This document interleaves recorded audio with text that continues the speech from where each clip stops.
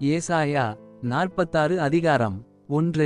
பேல் பனியும் நேபோகுனியும் அவைகளின் விக்கிரகங்கள் காட்டுமிருகங்களுக்கும் நாட்டுமிருகங்களுக்கும் சுமையாகும். நீங்கள் சுமந்த சுமைகள் இளைத்துப்போன மிருகங்களுக்கு பாரமாயிருக்கும். 2. அவைகள் ஏகமாய் குனிந்து பணியும். சுமைகளை அவைகள் தப்புவிக்க மாட்டாது. அவைகள் தாமே சிறைப்பட்டு போகும். 3.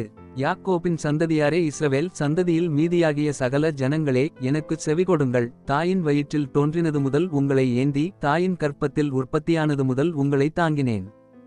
4. உங்கள் முதிர்வயது வரைக்கும் நான் அப்படிச் செய்வேன். நரைவயது மட்டும் நான் உங்களை தாங்குவேன். நான் அப்படிச் செய்து வந்தேன். இனிமேலும் நான் ஏந்துவேன். நான் சுமப்பேன், தப்புவிப்பேன். 5. யாருக்கு என்னை சாயலும் சமமுமாக்கி, யாருக்கு நான் ஒப்பாகும்படிக்கு என்னை ஒப்பிடுவீர்கள்? 6. பையிலிருக்கிற பொன்னை கொட்டி வெள்ளியை தராசில் நிறுத்து. தட்டானுடனே கூலி பொருத்திக் கொள்ளுகிறார்கள். அவன் ஒரு தெய்வத்தை உண்டாக்குகிறான். அதை வணங்கி பணிந்து கொள்ளுகிறார்கள். 7. அதை தோளின்மேல் எடுத்து அதைச் சுமந்து அதை அதின் ஸ்தானத்திலே வைக்கிறார்கள். அங்கே அது நிற்கும், தன் இடத்தை விட்டு அசையாது. ஒருவன் அதை நோக்கி கூப்பிட்டால் அது மறு உத்தரவு கொடுக்கிறதுமில்லை. அவன் இக்கட்டை நீக்கி அவனை இரட்சிக்கிறதுமில்லை. 8. இதை நினைத்து புருஷராயிருங்கள், பாதகரே, இதை மனதில் வையுங்கள். 9. முந்தி பூர்வகாலத்தில் நடந்தவைகளை நினையுங்கள். நானே தேவன், வேறொருவரும் இல்லை. நானே தேவன், எனக்குச் சமானமில்லை. 10. அந்தத்திலுள்ளவைகளை ஆதிமுதற்கொண்டும் இன்னும் செய்யப்படாதவைகளை பூர்வகாலமுதற்கொண்டும் அறிவிக்கிறேன். என் ஆலோசனை நிலை நிற்கும். எனக்குச் சித்தமானவைகளை எல்லாம் செய்வேன் என்று சொல்லி. 11. உராய்ஞ்சுகிற ஒரு பட்சியை கிழக்கிலிருந்தும் என் ஆலோசனையை நிறைவேற்றும் மனுஷனை தூரதேசத்திலிருந்தும் வரவழைக்கிறவராயிருக்கிறேன். அதைச் சொன்னேன், அதை நிறைவேற்றுவேன். அதை திட்டம் பண்ணினேன், அதைச் செய்து முடிப்பேன். 12. முரட்டு இருதயமுள்ளவர்களே, நீதிக்கு தூரமானவர்களே, எனக்குச் செவிகொடுங்கள். 13. என் நீதியை சமீபிக்க பண்ணுகிறேன், அது தூரமாயிருப்பதில்லை. என் இரட்சிப்பு தாமதிப்பதுமில்லை. நான் சீயோனில் இரட்சிப்பையும் இஸ்ரவேலுக்கு என் மகிமையையும் கட்டளையிடுவேன். ஏசாயா 47 அதிகாரம் 1. பாபிலோன் குமாரத்தியாகிய கன்னிகையே, நீ இறங்கி மண்ணிலே உட்காரு. கல்தேயரின் குமாரத்தியே, தரையிலே உட்காரு. உனக்குச் சிங்காசனமில்லை. நீ செருக்குக்காரியும் சுகசெல்வியும் என்று இனி அழைக்கப்படுவதில்லை. 2. ஏந்திரத்தை எடுத்து மாவரை, உன் முக்காட்டை நீக்கிவிடு. வெறுங்காலும் அம்மனத்தொடையுமாய் ஆறுகளை கடந்துபோ. 3. உன் நிர்வாணம் வெளிப்படும், உன் இலச்சை காணப்படும். நான் ஒருவனையும் பாராமல் நீதியை சரிக்கட்டுவேன். 4. எங்கள் மீட்பருடைய நாமம் இஸ்ரவேலின் பரிசுத்தராகிய சேனைகளுடைய கர்த்தர் என்பது. 5. கல்தேயரின் குமாரத்தியே, நீ அந்தகாரத்துக்குள் பிரவேசித்து மவுனமாய் உட்காரு. இனி நீ ராஜ்யங்களின் நாயகி என்று அழைக்கப்படுவதில்லை. 6. நான் என் ஜனத்தின் மேல் கடுங்கோபமடைந்து என் சுதந்திரத்தை பரிசுத்த குலைச்சலாக்கி அவர்களை உன் கையில் ஒப்புக் கொடுத்தேன். நீ அவர்கள் மேல் இரக்கம் வையாமல் முதிர்வயதுள்ளவர்களின் மேல் உன் நுகத்தை மகா பாரமாக்கி. 7. என்றென்றைக்கும் நாயகியாயிருப்பேன் என்று சொல்லி இந்த காரியங்களை இதுவரைக்கும் உன் மனதிலே வையாமலும் அதன் முடிவை நினையாமலும் போனாய். 8. இப்பொழுதும் சுகசெல்வியே, விசாரமில்லாமல் வாழ்கிறவளே, நான் தான் என்னைத் தவிர ஒருவருமில்லை. நான் விதவையாவதில்லை. நான் சந்தான சேதத்தை அறிவதில்லை என்று உன் இருதயத்திலே சொல்லுகிறவளே, நான் சொல்லுகிறதை கேள். 9. சந்தான சேதமும் விதவையிருப்பும் ஆகிய இவ்விரண்டும் உனக்குச் சடிதியாக ஒரே நாளில் வரும். உன் திரளான சூனியங்களினிமித்தமும் உன் வெகுவான ஸ்தம்பன வித்தைகளினிமித்தமும் அவைகள் பூரணமாய் உன்மேல் வரும். 10. உன் துன்மார்க்கத்திலே நீ திடநம்பிக்கையாயிருந்து என்னை பார்க்கிறவர் ஒருவரும் இல்லை என்றாய். உன் ஞானமும் உன் அறிவுமே உன்னை கெடுத்தது. நான் தான், என்னைத் தவிர ஒருவருமில்லை என்று உன் இருதயத்தில் எண்ணினாய். 11. ஆகையால் தீங்கு உன்மேல் வரும். அது எங்கேயிருந்து உதித்ததென்று நீ அறியாய். விக்கினம் உன்மேல் வரும். நீ அதை நிவிர்த்தியாக்க மாட்டாய். நீ அறியாதபடிக்குச் சடிதியாய். உண்டாகும் பாழ்கடிப்பு உன்மேல் வரும். 12. நீ உன் சிறுவயது முதல் பிரயாசப்பட்டு பழகி வருகிற உன் ஸ்தம்பன வித்தைகளையும் உன் திரளான சூனியங்களையும் நீ அனுசரித்து நில். அவைகளால் உனக்கு பிரயோஜனம் உண்டோ, பலன் உண்டோ, பார்ப்போம். 13. உன் திரளான யோசனைகளினால் நீ இளைத்து போனாய். இப்பொழுதும் ஜோசியரும் நட்சத்திரம் பார்க்கிறவர்களும் அமாவாசை கணிக்கிறவர்களும் எழும்பி உனக்கு நேரிடுகிறவைகளுக்கு உன்னை விலக்கி இரட்சிக்கட்டும். 14. இதோ அவர்கள் தாளடியைப் போல இருப்பார்கள். நெருப்பு அவர்களைச் சுட்டெரிக்கும். அவர்கள் தங்கள் பிராணனை அக்கினிஜுவாலையினின்று விடுவிப்பதில்லை. அது குளிர்காயத்தக்க தழலுமல்ல, எதிரே உட்காரத்தக்க அடுப்புமல்ல.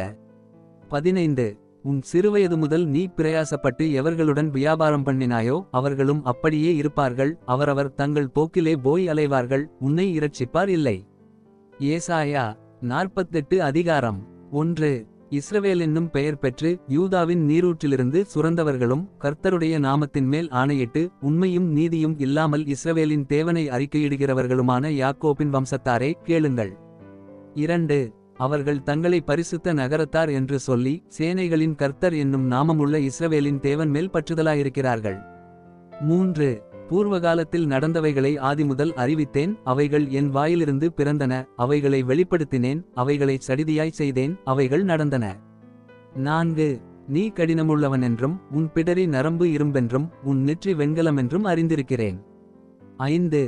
ஆகையால் என் விக்கிரகம் அவைகளைச் செய்ததென்றும் நான் செய்த சுரூபமும் நான் வார்ப்பித்த விக்கிரகமும் அவைகளை கட்டளையிட்டதென்றும் நீ சொல்லாதபடிக்கு நான் அவைகளை முன்னமே உனக்கு அறிவித்து அவைகள் வராததற்கு முன்னே உனக்கு வெளிப்படுத்தினேன். 6. அவைகளை கேள்விப்பட்டாயே, அவைகளையெல்லாம் பார், இப்பொழுது நீங்களும் அவைகளை அறிவிக்கலாமல்லவோ? இது முதல் புதியவைகளானவைகளையும் நீ அறியாத மறைபொருளானவைகளையும் உனக்கு தெரிவிக்கிறேன். 7.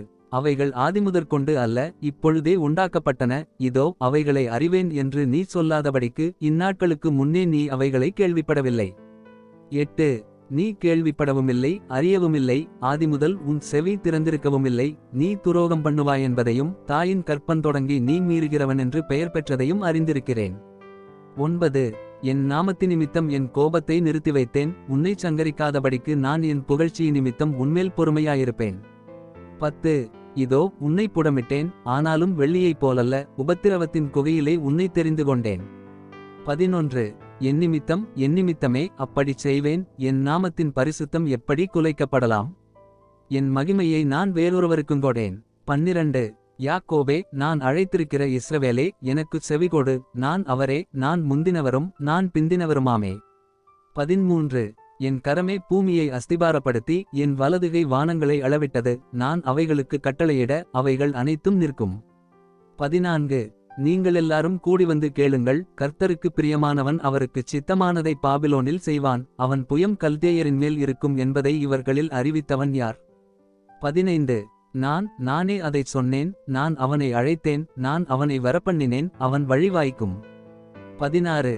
நீங்கள் என் சமீபத்தில் வந்து நான் சொல்வதைக் கேளுங்கள், நான் ஆதிமுதற்கொண்டு அந்தரங்கத்தில் பேசவில்லை, அது உண்டான காலந்துவக்கி அங்கே நான் இருந்தேன், இப்பொழுதோ கர்த்தராகிய ஆண்டவரும் அவருடைய ஆவியும் என்னை அனுப்புகிறார்.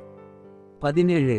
இஸ்ரவேலின் பரிசுத்தராயிருக்கிற உன் மீட்பரான கர்த்தர் சொல்லுகிறதாவது, பிரயோஜனமாயிருக்கிறதை உனக்கு போதித்து நீ நடக்க வேண்டிய வழியிலே உன்னை நடத்துகிற உன் தேவனாகிய கர்த்தர் நானே. 18. என் கற்பனைகளை கவனித்தாயானால் நலமாயிருக்கும், அப்பொழுது உன் சமாதானம் நதியைப் போலும் உன் நீதி சமுத்திரத்தின் அலைகளைப் போலும் இருக்கும். 19. அப்பொழுது உன் சந்ததி மணலத்தனையாகவும் உன் கற்பப்பிறப்பு அதன் அணுக்களத்தனையாகவும் இருக்கும், அப்பொழுது அதன் பெயர் நம்மை விட்டு அற்றுப்போகாமலும் அழிக்கப்படாமலும் இருக்கும். 20.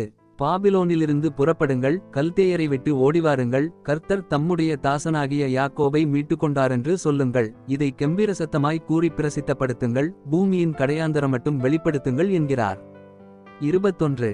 அவர் அவர்களை வனாந்தரங்களில் நடத்தும்போது அவர்களுக்கு தாகவிடாயிருந்ததில்லை, கன்மலையிலிருந்து தண்ணீரை அவர்களுக்குச் சுரக்க பண்ணினார், கன்மலையை பிளந்தார், தண்ணீர் ஓடிவந்தது. 22. துன்மார்க்கருக்குச் சமாதானம் இல்லை என்று கர்த்தர் சொல்லுகிறார்.